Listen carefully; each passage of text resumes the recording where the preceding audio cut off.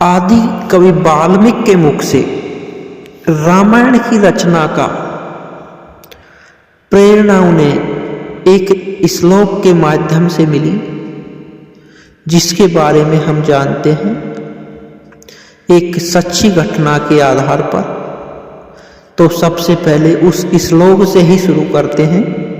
मां निषादय प्रतिष्ठा में त्वं गम शाश्वती समः यतः कोच मिथुना देव कम दी काम मोहितम। आदि कवि वाल्मीकि के मुख से अन्यनाश निकला हुआ यह पहला श्लोक से उन्हें रामायण महाकाव्य लिखने की प्रेरणा मिली। एक दिन दोपहर के समय महर्षि वाल्मीकि तमसा नदी के किनारे प्रकृति की सुंदरता का आनंद ले रहे थे। बसंत उतर रहा था, पेड़ों की छाया सुगंध लगने लगी थी, वन पर्वत सब हरे भरे थे। तमसा मंद गति से बह रही थी, नदी का जल निर्मल था, उसमें तैरती हुई मछलियां चमक रही थी और नदी ताल भी साफ दिखाई दे रहा था। हरे भरे वन में भांति भांति के पक्षी कलरव कर रहे थे। नदी के किनारे लंबी चोंच वाले चटकीले रंग के पक्षी एक पात में ध्यान लगाए बैठे थे। उनमें से कभी कोई तेजी से उड़ता और तीर की तरफ पानी में चोंच डुबाकर कुछ पकड़ के ले जाता। नदी तट की शोभा को देखकर महर्षि वाल्मीकि के मन में अपार हर्ष था। सहसा उनके कान में क्रौच पक्षी की सुरीली धुनी पड़ी। आंख उठाई तो देखा कि क्रौच पक्षी का एक जोड़ा नदी के तट पर कल्लोल कर रहा था। क्रौच कभी चोंच में एक दूसरे के पीठ सहलाते, कभी थोड़ा सा उड़कर वे इधर उधर बैठ जाते और फिर पास आकर खेलने लगते। महर्षि वाल्मीकि को ये क्रौच बड़े प्यारे लग रहे थे।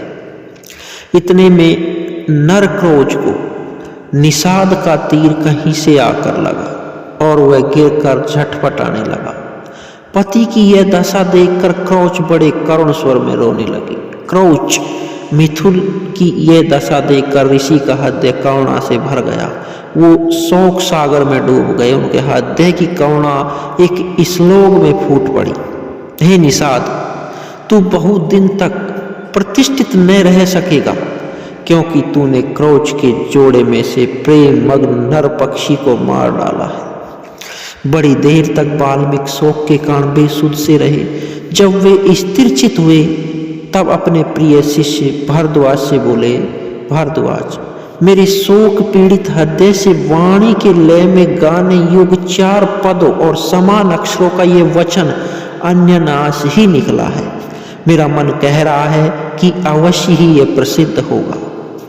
भारद्वाज की यह श्लोक कंठस्थ कर लिया और गुरु को सुनाया। इसे सुनकर वाल्मीकि मां निषाद गुनगुनाते चले जाते थे। उनका ध्यान श्लोक के अर्थ पर गया। अर्थबोध से उनका बड़ा दुख हुआ। वे सोचने लगे कि मैंने व्यर्थ ही निषाद को इतना कठोर श्राप दे दिया। इस चिंता में मग्न वे चले जा रहे थे कि उनको नारद जी की वाणी याद पड़ी। एक बार नारद जी ने उनसे पूछा था कि हे देव ऋषि, मुझे किसी ऐसे पुरुष का नाम बताइए जो गुणवान, बलवान और धर्मात्मा हो, जो सत्य पर दृढ़ रहता, अपने वचन का पक्का हो, सबका हित करने वाला हो, विद्वान हो और जिससे बढ़कर सुंदर कोई दूसरा ना हो। नारद जी ने कहा था कि ऐसा एक ही पुरुष है जिसको मैं जानता हूं। वे इक्ष्वाकु वंश के राजा दशरथ के पुत्र राम हैं। वे सब तरह से गुणवान और रूपवान हैं और जब क्रोध करते हैं तब डंक के मारे देवता और दानव भी कांप उठते हैं। वाल्मीकि जी को ये सब बातें याद पड़ी और रामायण जी की जो कथा नारद जी ने संक्षेप में सुनाई थी वह भी उनको याद आई। यह याद आया कि देव ऋषि देवलोक को आकाश मार्ग से किसी अद्भुत गति से चले जा रहे थे। जब महाराज रामचंद्र जी की कथा वे दोहराने लगे तो सहसा मां निषाद श्लोक का एक दूसरा अर्थ उसके मन में आया। माधव रामचंद्र, तू अनेक वर्ष तक राज करेगा, क्योंकि तू मंदोदरी रावण जोड़े में से काम पीड़ित रावण को मार डाला है। ये अर्थ मन में आते ही उसकी चिंता मिट गई, परंतु मां निषाद श्लोक उसके मन से नहीं निकला। वह उसे प्राय गुनगुनाते रहे। एक दिन वाल्मीकि जब ध्यान में बैठे हुए मां निषाद गुनगुना रहे थे तो सृष्टि के रचयिता ब्रह्मा जी ने उनको दर्शन दिए। ब्रह्मा जी बोले, ऋषिवर, मेरी इच्छा से यह वाणी अन्यनाथ आपके मुंह से निकली है और श्लोक के रूप में इसलिए निकली है कि आप अनुष्टुप छंदा में महाराज रामचंद्र के संपूर्ण चरित्र का वर्णन कीजिए। श्री राम की कथा संक्षेप में आप नारद जी से सुन चुके हैं। मेरे आशीर्वाद से राम, लक्ष्मण, सीता और राक्षसों का गुप्त अर्थात प्रत्यक्ष सब वृतांत आपकी आंखों के सामने आ जाएगा। जो आगे होगा वह भी दिखाई पड़ेगा। अतः जो आप लिखेंगे वह यथार्थ और सत्य होगा। इस प्रकार आपकी लिखी हुई रामायण इस लोक में अमर हो जाएगी। इतना कहकर ब्रह्मा जी अंतर्ध्यान हो गए।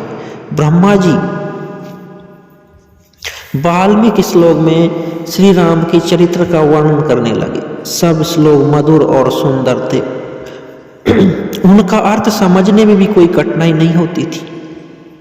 उनके सामने राम, लक्ष्मण, माँ सीता, दशरथ और दशरथ की रानियों का हंसना, बोलना, चलना फिरना प्रत्यक्ष हो गया और वो बिना रुके रामायण की कथा लिखते रहे। 24,000 श्लोकों में उन्होंने पूरी रामायण लिख डाली।